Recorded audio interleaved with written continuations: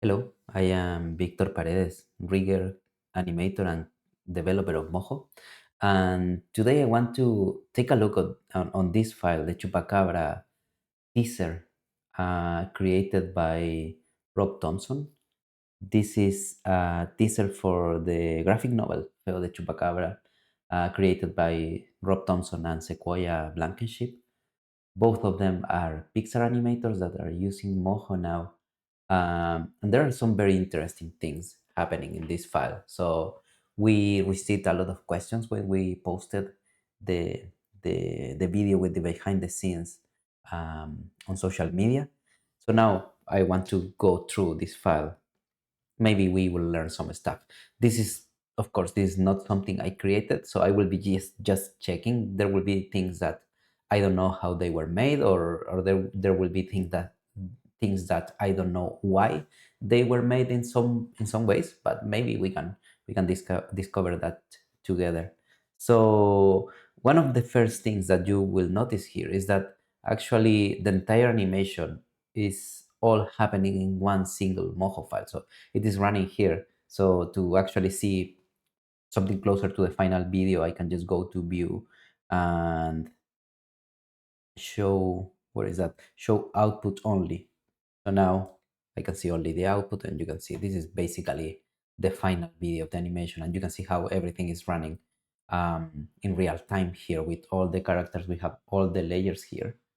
So we have many different image layers and different bone layers and different characters. So we are going to be navigating through this, okay? So I want to start with checking this. If you look at this, usually the animation in Moho starts on frame 1, but in this case, the animation is starting on frame 106 here.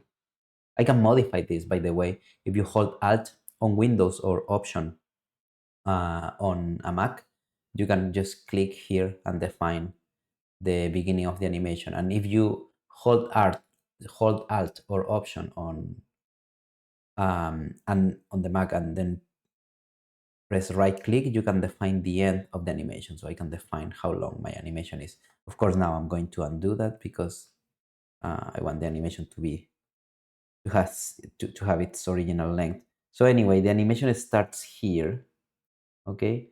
And I want to start with this character. I think this is a very cool character to start. So you can see it is singing, it's doing some lip sync. So I want to select this character, so I can use the layer selector tool.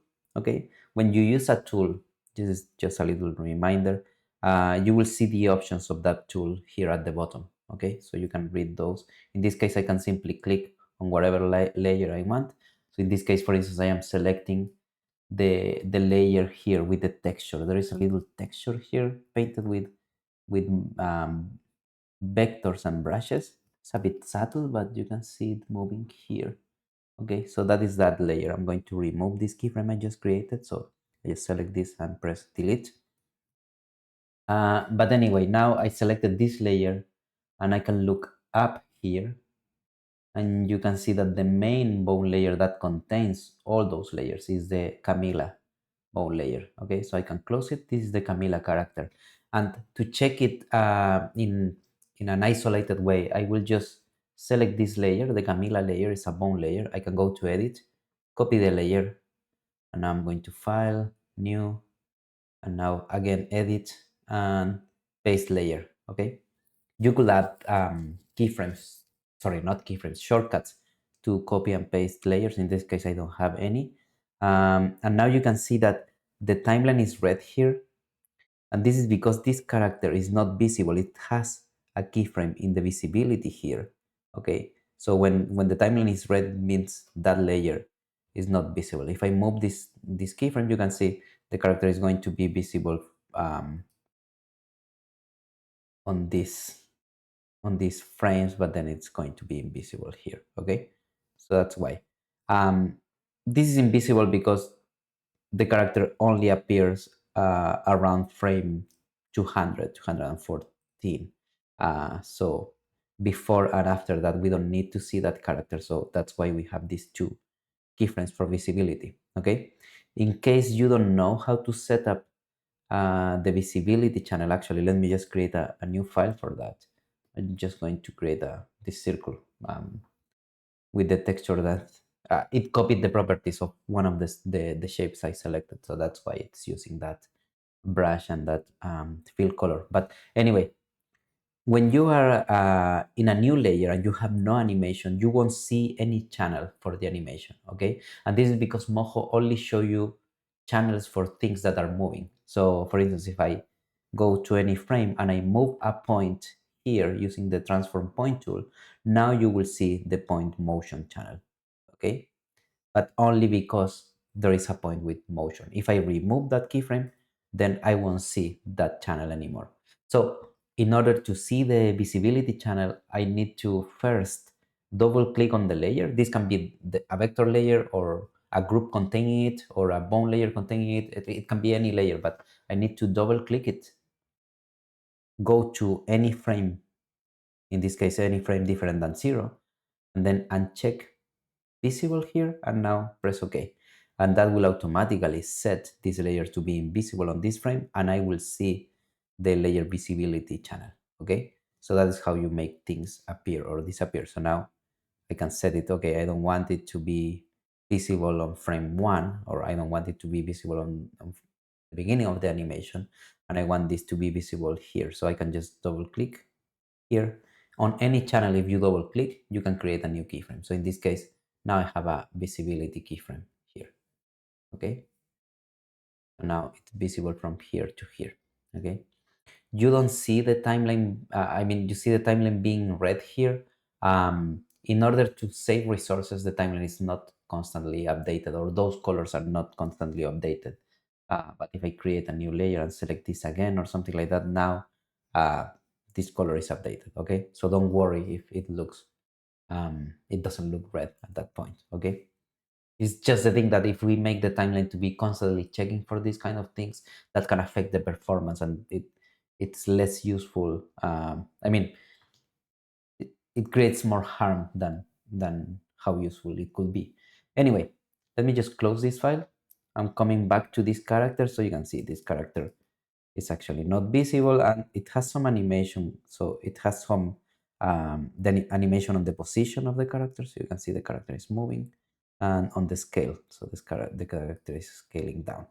Okay, so I'm going to go to the portion where it is animated, and actually it starts down here and then it moves up. Okay, and she sings and then she disappears. Okay, so let's check the rig first. Okay, I'm going to zoom in just in case.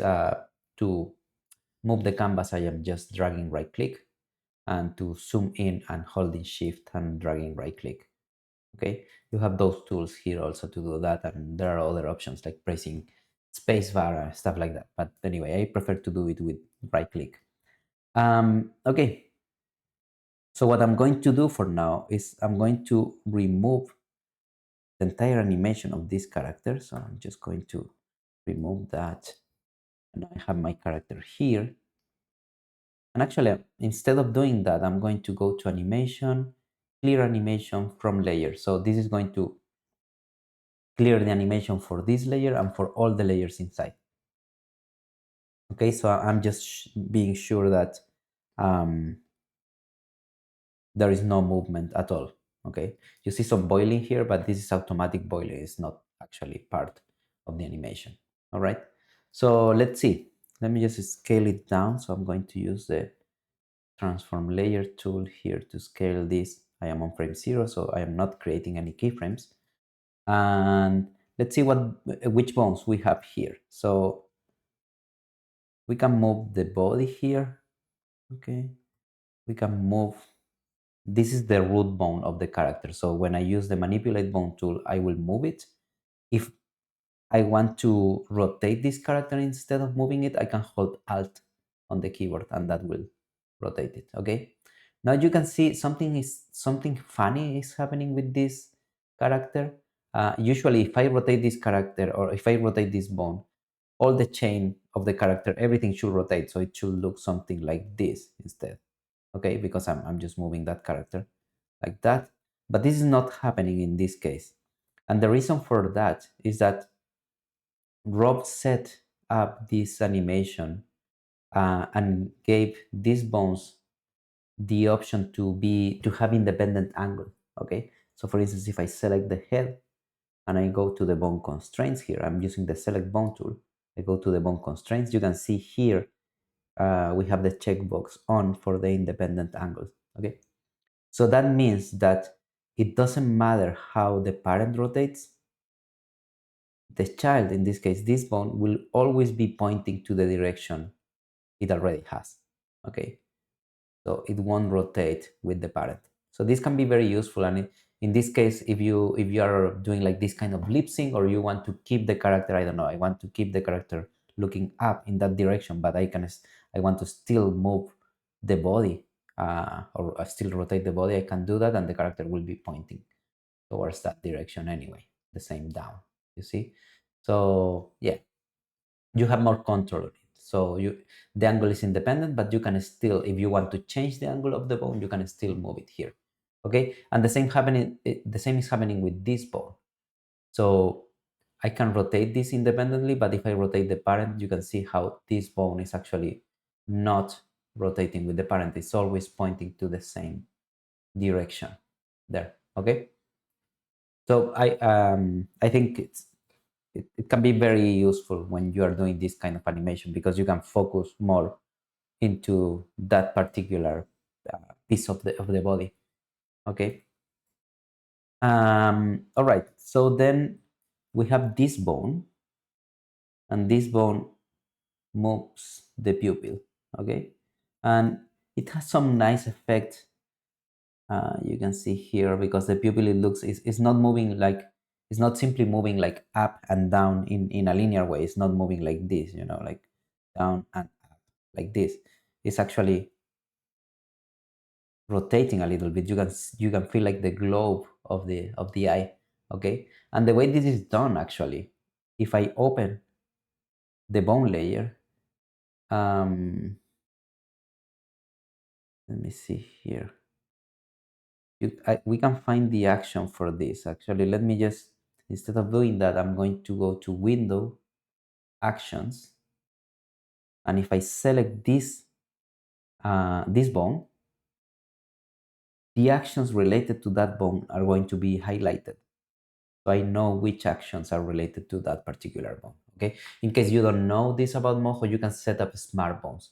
A smart bone is basically a bone in which you tell the software, every time this bone rotates in this direction, I want the layers inside of this character to do something in particular. Okay, it can be anything. It can be moving the pupil, or I don't know, opening the mouth, or increasing the size of the head, or whatever or changing color, whatever you want.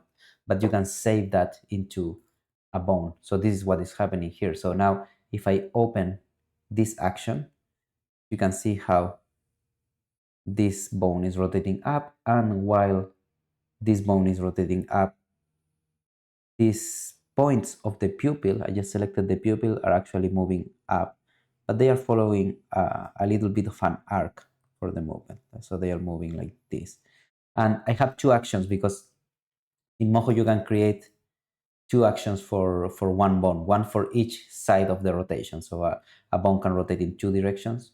For instance, this bone can rotate to the right or to the left. So you can create one action for the left and one action for the right. In this case, the same happens. This action is going up, and the second action is going down. And if I select the pupil now, you will see it has keyframes to move in that way. If I remove this keyframe in the middle, you will see that the eye will move in a more linear fashion there. Okay, so we need this keyframe to keep the arc working. Okay, so let me go back to the main line here and go back to the bone layer. Okay, so we have this bone to move the pupil. Rob told us, like, he created this rig specifically for the scene. Okay, so nothing crazy. These are not like reusable rigs for a TV show, for instance, because they are simply done like very quickly. to be useful in this particular scene. Okay, and I think that that is a very nice way to work with Moho, because rigging is so simple. Once you know the basics, create a useful rig it can be very fast. So many times it is just fast to create a simple rig, then dedicate some time to animate it, and then move on to another scene. Okay, so now let's check this other bone. This one, as you can see, opens the mouth here. This bone is child of the head, so it moves with the head. You can see that when I select this bone becomes red. That means this bone is selected, and the head becomes blue. Okay, the blue color means this bone is child of this one. Okay, so the blue one is always the parent of the one I have selected. So for instance, if I select the head, you can see now the neck is blue. All right, so you have like this visual feedback for parenting too. Okay, so I can open the mouth, and then I have this other bone here. This case, this bone is a bit harder to rotate because it's part of the same chain. Actually, let me show you what is happening here, because you can see that when I move this bone, the mouth is also moving, like this bone opening the mouth, and it's a bit hard to control. There are ways to move it, but I want to show you here what is going on, because maybe this can be useful for your projects later. So basically, when you create a chain of bones in Moho, let's say I create a chain of just two bones, all right? When I move the second bone or the child bone, the first one is going to move automatically. This is when I am using the manipulate bone tool. Okay, so this is like this is FK. Okay, this is called FK. So basically, if I move the one section of the arm, the other section is going to move, or the child of that section. Okay, now if I put another bone in between, so let's say this is a character now, so this is the chest, and I put some arms that are child of the chest now, that chain is not going to work anymore. So you can see that with the manipulate bone tool, I can move the head, but the head is not moving the chest anymore, because now the chest has three different childs, has one arm, the other arm, and the head. Okay, so basically you interrupt that chain when you add more children. So what is happening here is that I think they created this bone here, right? And then they created a child, but instead of creating the child here, I'm going to undo. They created the child here. So actually this bone is part of the same chain, but it's behind the parent. So when I try to move this, the parent is still moving because it's part of the same chain, but I get something very weird, very like harder to control. You see? Okay, so this is why you you get this result here. Okay, now I just wanted to show you why that was happening, but to animate it is actually very simple. If you are using the manipulate bone tool and you want to rotate only this bone without affecting the other one, you just hold Alt or Option if you are using a Mac. You just drag this one. So now you can see I can just move this bone, ignoring the rest of the chain. So I have the tongue moving here, right? So for the lip sync, and especially because in this animation they say a lot of la la la la la, so they need the tongue to say la la la la la. All right. Now let me just remove these keyframes to go back to the neutral pose. We have some other bones here for the eyebrows. And see, you can move the eyebrow. Something that happens in this file that I really like, and which is nice about working with smart bones too, is that when Rob moves the eyebrow, it's not only the eyebrow piece the one that is moving. If you look at the head here, like in this part of the head, the skin is also moving there, so you can like almost like feel the flesh there. Okay, and this is just because when Rob created the smartphone for this. Let me just go to the second one. I'm just opening the action to see to show you when he created this action, he went to the layer that contains the head. In this case is this layer, you see? and also moved the point there. So you can see when the eyebrow is moving down, this point in particular is also going down. So we can exaggerate that. Let's say we want this. So now the point is moving like that. Okay, and maybe we can go farther like that. I know I'm breaking the animation, the character here, but you can see how easy it is to connect two parts. And I could continue doing that because I can add animation to any of these layers inside. So I can select, for instance, this layer that it's actually like the eye here. I can simply go to the last frame, and maybe I want all these points to move down too. Okay, I know, again, I know I am breaking this, but I just want to show you how that works. And maybe I want this movement to happen not from the beginning of the action, but maybe when the eyebrow is closer to the eye. So maybe around this frame. So I'm going to copy the position from frame 0, like, you know, like the position of like the neutral position of the eye. I'm going to copy this one. I selected this keyframe, pressed Ctrl C, and now around this frame I'm going to paste it, Ctrl V. So now the eye is going to stay without movement until frame 23, and then it's going down. So now you can see how everything is connected there. Okay. Again, I know I broke this rig. Is off model now in several ways, but you can see how you can make one part affect the other. So maybe when you move the eyebrows, maybe the hair should also move a little bit, because actually you have like these muscles and the flesh and the skin moving, and that could also affect in some way the hair. I don't know what is going to happen here exactly, but I just want to show you that this could happen. This could be doable too. So maybe even this one is going down, you know, like that. So Rob does this in a nicer way than what I am doing this, but it does it with several bones, and I think it looks very nice because also it makes everything feel connected during the animation. So now we have the eyebrow. You can see how the eyebrow is affecting several things.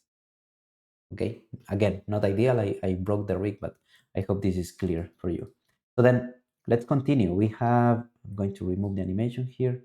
We have the eyelid. Okay, so you can close the eye from the top to the bottom.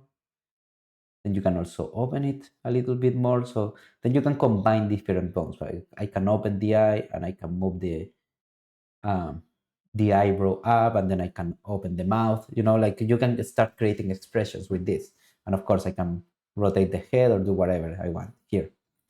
Now we have also the bottom lid, okay, that goes up to this point. So you can also like press the like the cheeks here are pushing up this eye also, okay. And just so you know, in the preview, you will see this white line, like the mask is not fully working on the preview, because this is using this for performance. Basically, this brush is very complex and this shape is very complex, and if we showed you in the software like all the complexities of this mask, the performance will go down a lot. Like it will be very, very slow. So we prefer to show you a shape that looks very similar to the final character. But if you really want to see how this is going to look in the animation, you can go to File and render a preview here. And now you will see, let me just zoom in, you will see that the mask is actually working properly, okay? The character is a bit small here, so it looks a bit pixelated, but we could increase the size of that, all right? But anyway, this is all just artifacts on the preview. Okay, so we have the eyelids, the eyebrow, we have the pupils, so we can move things up like that. Yeah. Then we have this bone for the mouth, and again, you can see how the lips are affecting the nose too, which is nice. Again, like all this flesh is actually connected, so it really works well. I mean, I really like how it works. Okay, and it's done in the same way I showed to you.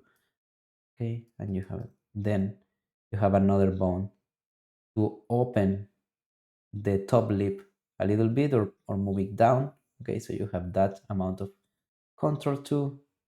Okay, none of these actions are going to work well during the animation by themselves, but the idea is that you will be able to combine them. Okay, and all the lips in here combining all this animation. Okay, so we have this one, then we have like this big smile and big sadness. You can see how the smile is again is affecting the nose. You see, so again, like that little detail is it can be very nice. And another thing that you will notice is that this smile is actually very extreme. Okay, it's almost touching the mouth. It's not something probably you are going to see in the animation itself, but when you are creating smart bones, it is good to go to the extremes, just in case, so you have enough material later to work with. Okay, so if at any frame you want to go to the extreme, or if a combination between different bones is not fully working for you, it's good to have those extremes. So for instance, this extreme that was too much before, now in the when the mouth is open, it's not so terrible, for instance, you see? So you have that amount of control here, okay? So every time, this is my own recommendation, like every time you create a smart bone, try to go beyond of what the character is actually going to do.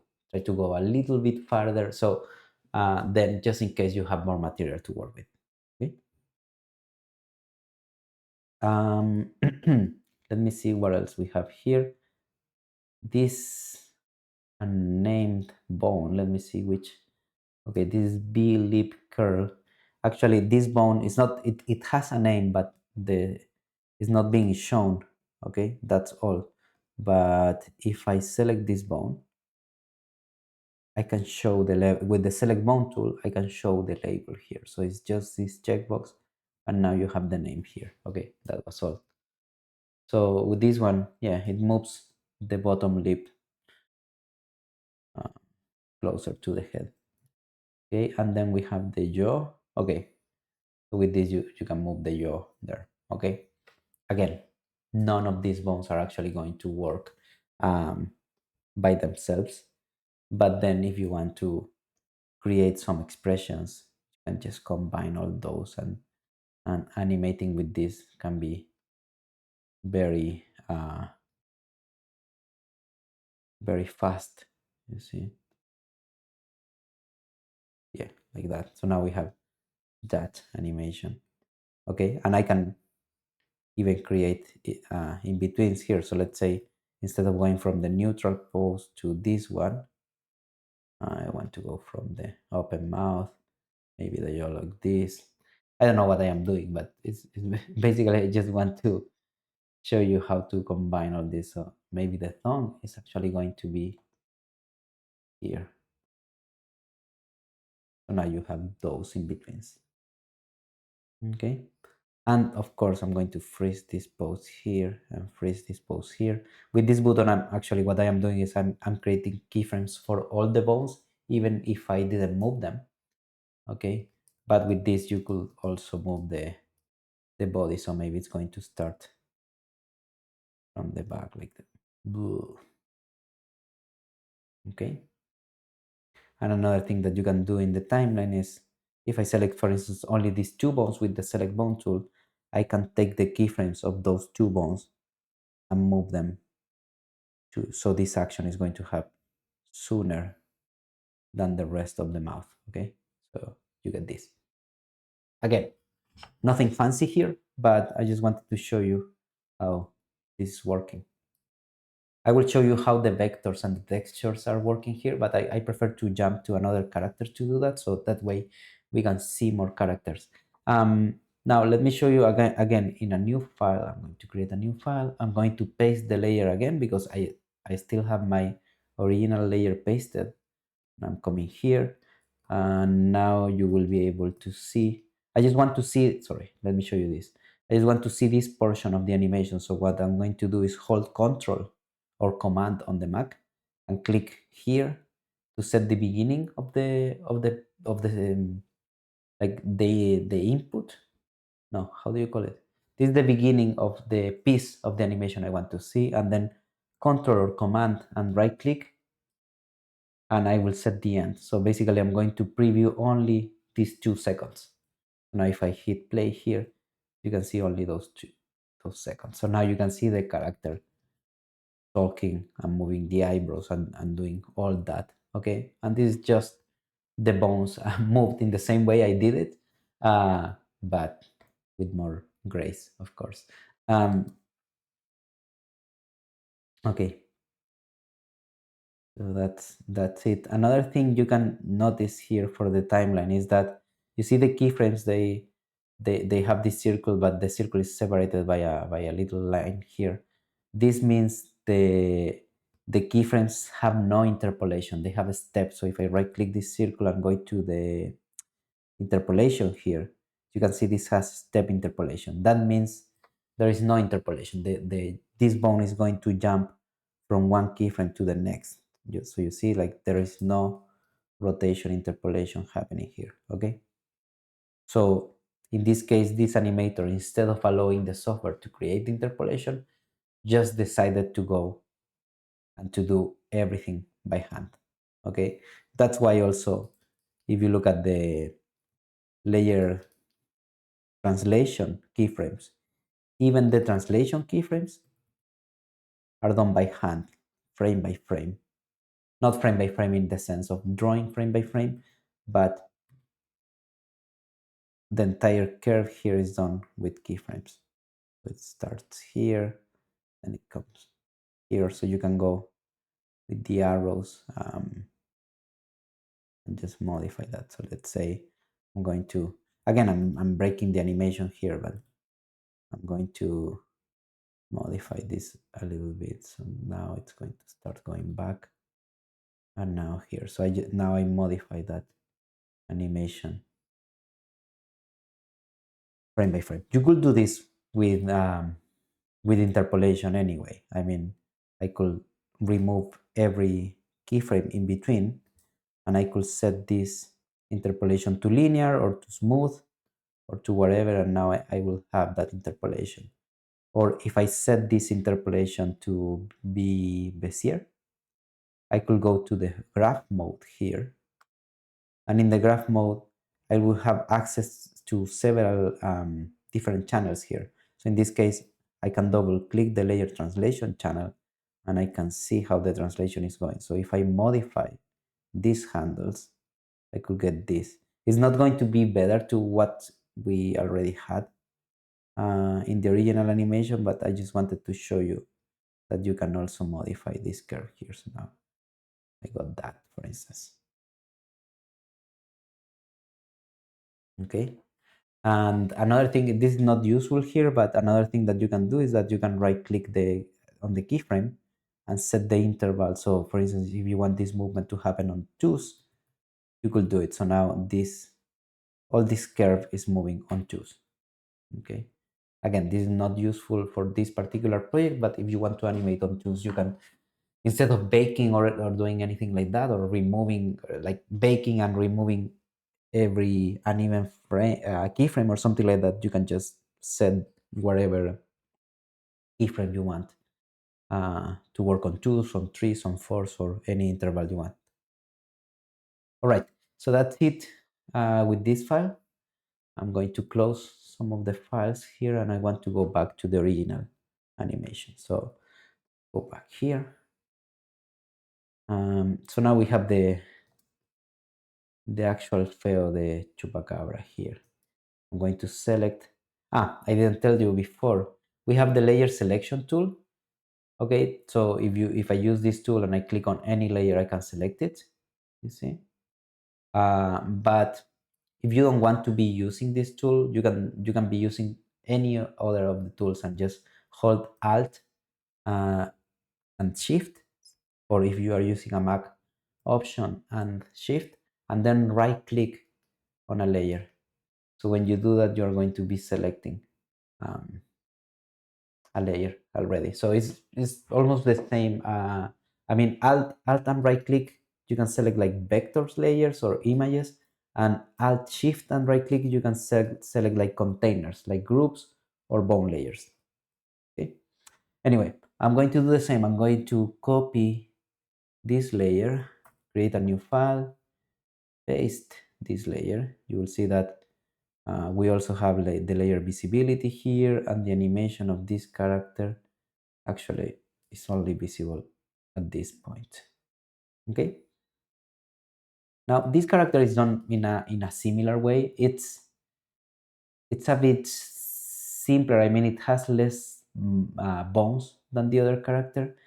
My theory, I don't know about this, but my theory is that probably Rob rigged this character first, and then with everything he learned about this character, then he rigged the Camila character, because at least in my case, I feel like I have less control over what this character can do than on the other one. But anyway, it works, but it needs more tweaking.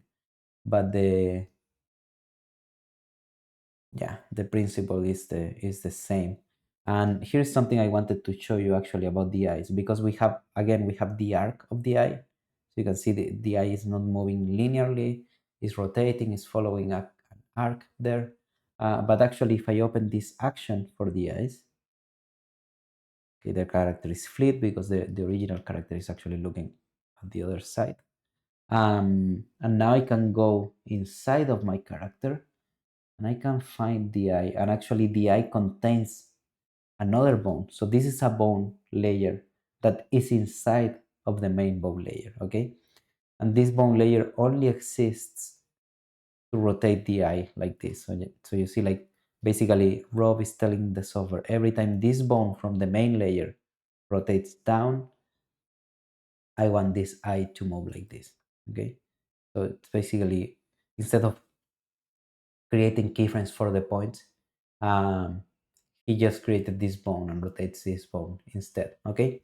For some reason, he didn't do this with the other character.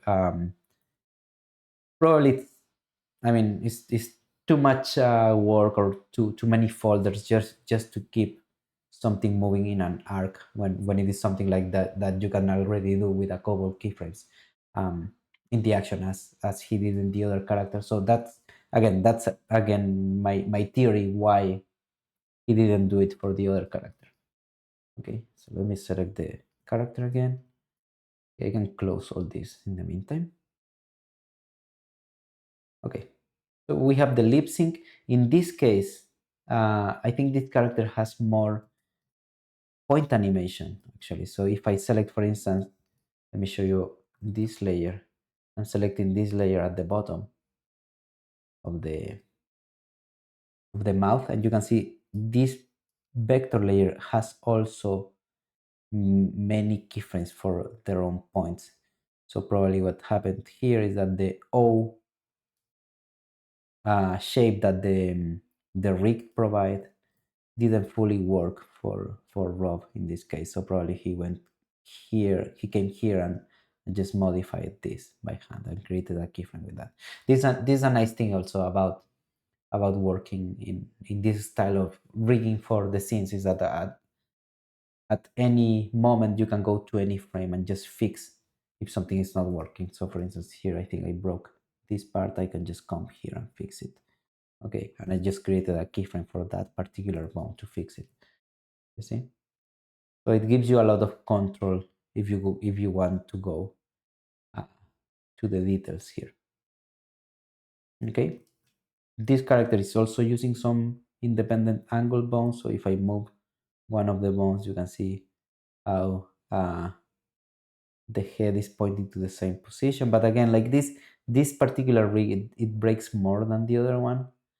So yeah, my theory is that Rob learned. He can confirm that later, but this is my theory. Like, he learned how the rig for this kind of characters could work better. He learned that in the future. Okay, so now I want to show you something about the textures. You see, because we have been talking here about the boiling lines, like all the lines were boiling on both characters. and all the textures and the brushes. So let me show you here how this works. So if I select this uh, vector layer, you can see like it contains a lot of texture for this character. Okay, uh, I'm going to select one of the shapes just to copy the properties. So once I copy the properties, I can paint with that. So I'm going to just go to another file, and I can now paint using this same brush. Okay, I could change the color, and I could continue painting. Okay, nothing too fancy. Nothing, I mean, it's not better than the original character, of course, but I just wanted to show you that all these textures are painted with vectors. So I just use the freehand tool, and you can see all the points here, and also the brushes. If I hit play, they have a boiling value. So to modify that, I can select all these shapes with the select shape tool. I can go to the brush, and I can actually modify this. So in this case, the boiling is happening every 2 frames. I want to set it to happen every 3 frames. Uh, I can increase the difference on the size of the stamps during the boiling, and I can increase how often that change happens. And I will have something way more chaotic when I hit play. Okay, but anyway, I have this vector layer. And now I can create a bone layer. I can put my vector layer inside, and in the bone layer I can create a few bones. And now I can simply animate this character with this bone layer. I have the boiling and the texture working here. So this is the basics of how this is done. And the last part is that, let me just name this layer texture, and I'm going to create a new layer, and I'm going to call it fill.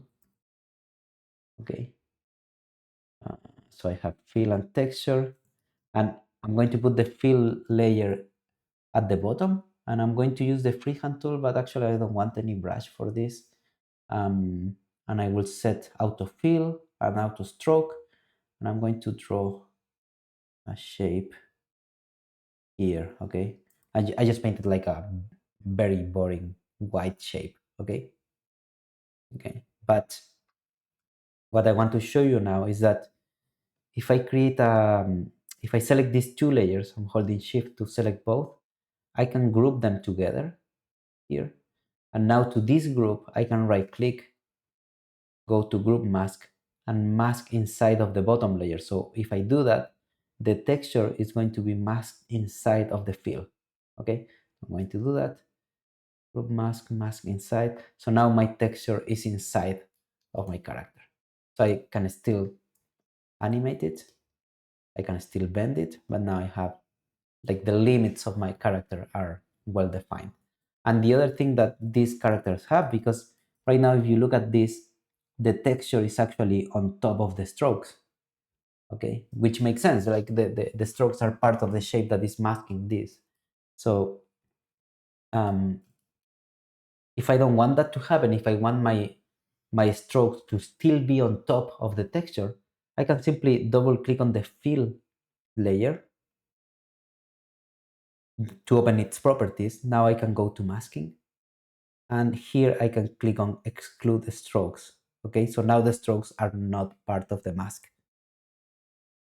So now you can see they are on top of the texture. Okay, and now if I want, I can select this shape.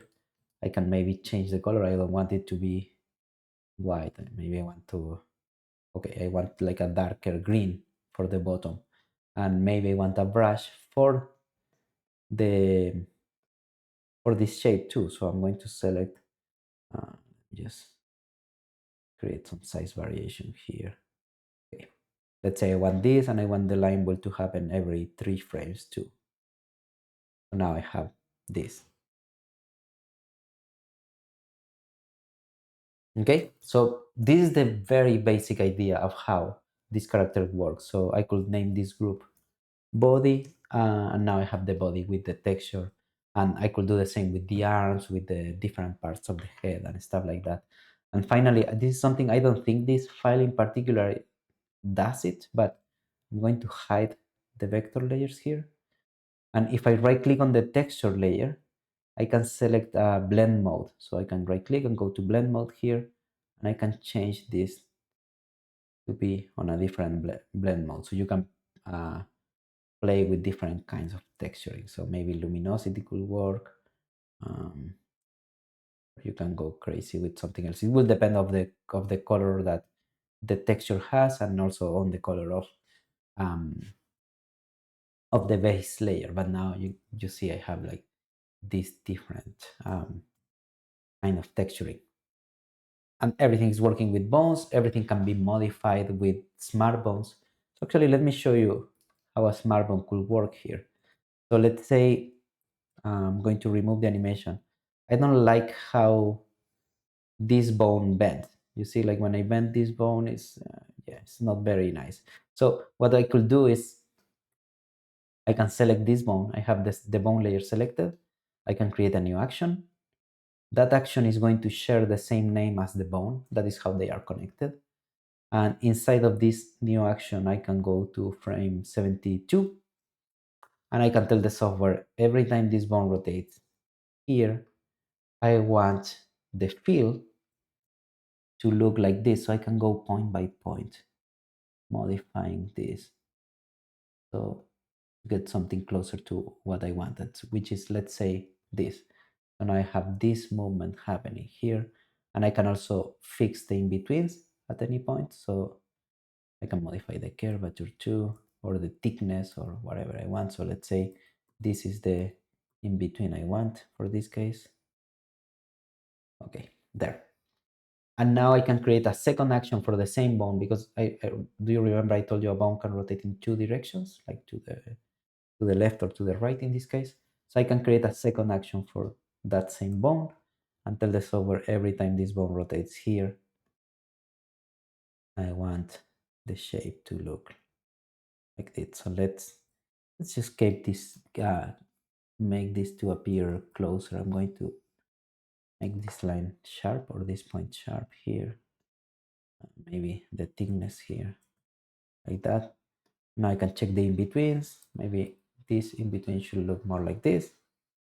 Okay, there I have it. So now if I go back to the main line, this is going to bend exactly how I set it up. Okay, let me just go back to the file. So this is so you can see something nicer than my ugly green shape there. But this is how this is done, basically with the texture. And sometimes the texture doesn't go outside of the character, like here. If I select the texture, you can see that this point is not going outside of the texture. I can disable the masking on the preview here. Now you can see the texture going outside, and actually no mask is actually working now. So this is how the character looks without any masking, and here it is with masking. Okay. So yeah, that is the basic idea. I didn't show you something about this. So sorry, I'm coming back to my texture here, but also inside of the actions I created, because in this case, in the action, I move the bone and then I move the strokes, right? Like I move this simple shape, but I can also move the texture, okay? But the texture has a lot of points, you see? So if I go one by one, it's a bit of a nightmare to just go one by one. So instead of doing that, I can simply use the magnet tool, okay?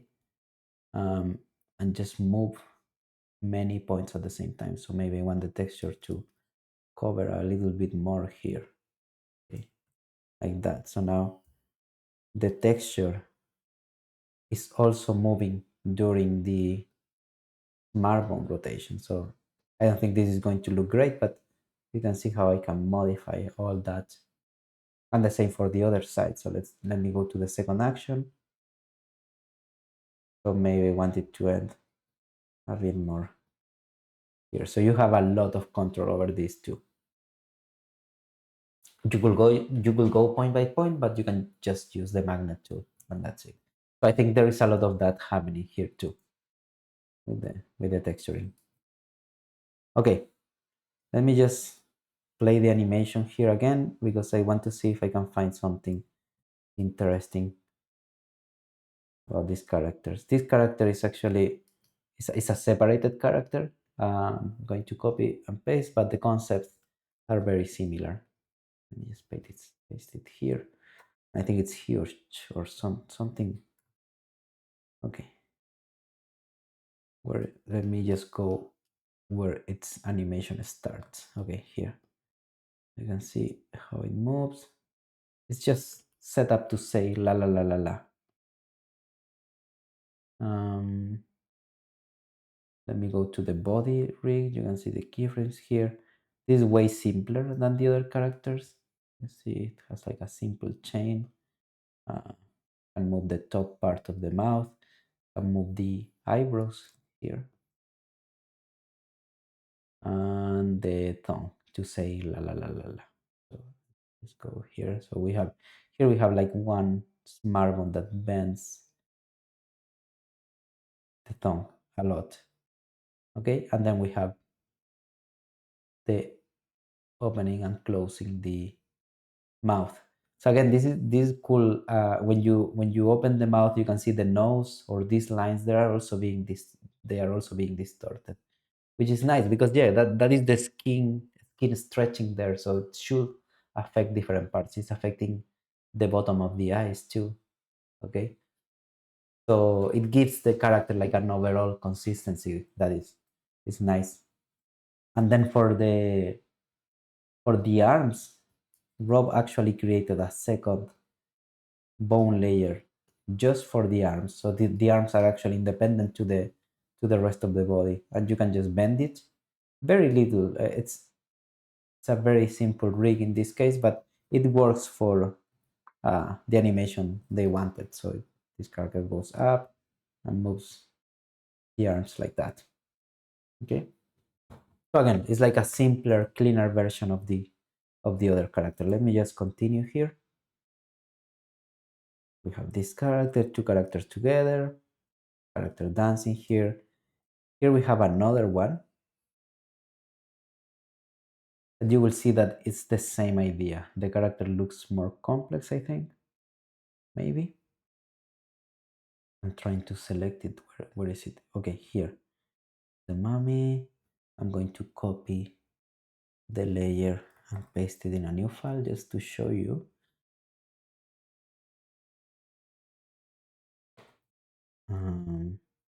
Here. Let me just go to the frame. It actually has animation. It's here. Okay, the mummy is a bit heavier than the other characters, but it's heavier just because the texture is it's a bit more complex. It has more points. But you can see here that if I select actually like the main bone layer, this character only has one bone, and it's actually a smart bone to open and close the mouth. Okay, so it's like the simplest character so far, at least in terms of bones. So this bone moves the mouth and the jaw, and you can see also the rest of the head is also being affected by that. And then all the lip sync is actually happening uh, here on the lips vector layer. So like the main movement is done by the mouth bone, but the rest is just done by moving the point. So for instance, at this point, yeah, he wanted something like an O or a Q. I don't know what letter this could be, but he just moved these points here and created keyframes for them. So let's say you want a more round U, you can just do that. I'm going to modify that. So yeah, you create whatever shape you want. And now I have this O in the lip sync, and it's all working together with the rest. Okay. I think that's it. Like the teeth are actually, they don't have any point animation. They just move up or down with the smartphone. Okay. So you don't have to worry about the teeth going up or down because that is not automatically done, but that is done by the bone. And then the other part of this rig is actually the arms. Again, they are separated from the rest. They are like a different character here. And they don't do much. Like they just go up here. Because actually, if I distort these arms, you can see that the rig is not fancy at all. It's just like 2 bones for each arm, and that's it. But the nice part is that this worked for the animation he just wanted these hands to be a little bit alive and to go with the tone of the, or with the attitude of the character. So let me just show the rest of the character here. Now you can see how the arms are moving there. Okay, let's move on because we have done a lot already. I mean, we have been showing a lot, but we still have a few more characters to show, I think. Here we have this one. I'm going to copy the layer, paste it here. I'm going to go to wherever frame this is actually animated. Okay, and this is pretty simple too. Let me just turn it up so we can see it in a more comfortable way for us. So it has some bones for the shoulders, has the neck, it has the head, and then it has a little bone to tilt the head. Okay, and I think that's all in this case, and all the rest is just done with point animation. So if I go to the mouth here, you can see that the mouth has a lot of keyframes here, and those keyframes are just for the lip sync. And he actually has like 2 different layers for the lips, so it has like the shine, or the lighter part of the lips and the darker part of the lips.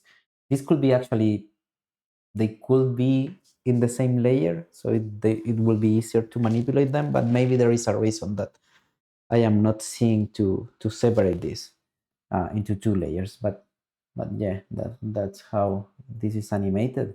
And something interesting that is happening here is that you can see that the mouth, like these 2 teeth, are inside of the mouth. So if I close the mouth, they are being masked inside of the mouth, right? But if I play the animation, you will see that sometimes they are outside of the mouth, like they are inside of the top of the mouth, but outside of the bottom of the mouth. And this is done in a very simple and clever way. We have this layer, and you can see this layer has a lot of visibility keyframes. And actually, that's just that these are a separated a separated set of teeth. Okay, so they are totally on top of the mouth, but they just appear when they have to, in these 2 frames, and then they are gone. So we are again seeing the teeth that are actually inside of the mouth. And then at this point, when it's closing the mouth, they appear again. So Rob could animate them outside of the mouth. Just undo that. So that's it. So it's some kind of like frame by frame detail put on top. It's not frame by frame, it's still like vector animation, but it works more like frame by frame. And it actually could be frame by frame. And the other nice thing about this is that even when they are put on top, these teeth, they still follow the head. So let's say, I don't know, let's say during the animation, or maybe with a retake, they ask you for the character to, I don't know, appear at this position instead and rotate like that here. Okay, so let's say they ask you to rotate the character. You can do that rotation without losing the position of the teeth, because those teeth are still following the bones. I think, yeah, I think that is very useful too. Let me just go back to the file, and I think then we have the final character I want to show you here, which is this one. It applies the same principles, but I want to show you the character because I think it's very cool. It's one of the nicest rigs we have here. Let me just go to the part it moves here. So you can see it's the same principle, but let me actually I'm going to clear the animation from the entire layer. So we have some bone to open the mouth. Let me see here. We have a bone for the top eyelid, another one for the bottom eyelid, another one for the eyebrows, and you can see again how the eyebrows are also affecting the hair. This one, what is this one? Is it moving the... it's moving the tongue. Okay, so you can see it's just to say la la la. The mouth can go higher too. Then we have the eyes, one bone to move up and down, and another one to move to the sides. And then we have this extra bone to tilt the head or to rotate it. Okay, and you can combine both. So the animation here was done with all these bones combined. And another nice thing is that if I rotate the head, you can see the bones of the hair are always pointing down. And this is just because they have independent angle. Okay, so they're always pointing to whatever direction the animator wants them to point. Okay, so in this case it makes sense they should be pointing down, so they are pointing down. All right, so that's very cool when you have clothes and stuff like that. In this case, this project doesn't use bone dynamics, but you can also combine all this with bone dynamics. So now let's see this scene again, now that you know how the character works. That's it. And all the waving movement on the hair is just happening over the bones. They are just the bones rotating. Okay. Then we have these eyes that are opening. I think that they're like a... maybe this is the simplest rig. Just a smart one to do this. Okay, and it does that during the animation. Okay. This one is again extremely simple. We have one hand, some bending. I think we have a smart one for the thumb there. Then this other hand, this is actually nice because this is another rig, and if you look at the hand, actually it's just the bone moving and scaling a little bit. So Rob is actually doing just this in a subtle way, but it's just scaling the bone, uh, and that works. And then we have the tie that has its own bones, but yeah, again, it's just this moving and bending, and that's it. Okay, let's continue with that. Nothing much is happening here, and then we have all these images that are here on top. They start to appear, so you will see how they start to become the letters are not gray anymore. They become white because they are appearing during the animation. Okay, then okay, this is the final thing I will show you. This is actually called this ha ha ha.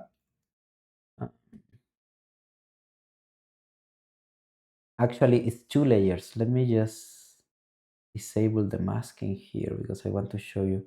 We have the letters on orange. So you see, like, this is a single image with the layers, the letters on with orange color, and they are put here on top of the purple letters. Okay, but the thing is that they are being masked. So this mask here, let me just activate the mask. It's just a vector layer that is subtracting from that image. So let me show you here, like this shape here is subtracting from the orange one. So what Rob animated here is just these points moving during the animation to reveal each one of the has. You see, here's another one, another one, another one here. here, and here. And that's it. That is how the ha ha ha appears. So instead of cutting every single ha ha ha and creating a switch layer or animating this frame by frame, just simple mask can do this. Okay. And then we have the final credits. And if you are interested about the project and if you want to support these artists, and I haven't read the the graphic novel, but I'm sure it's actually is pretty good. So if you want to read a good graphic novel too, please support them. Sequoia Blankenship and Rob Thompson. You can already pre-order the novel there. So that's it. I hope you enjoyed this pretty long video. I hope it covered many things, and I hope you learned some stuff, and I hope it inspires you to create animation too. Okay. Thank you very much for watching, and thank you again to Rob and Sequoia to allow me for allowing me to show this. Bye.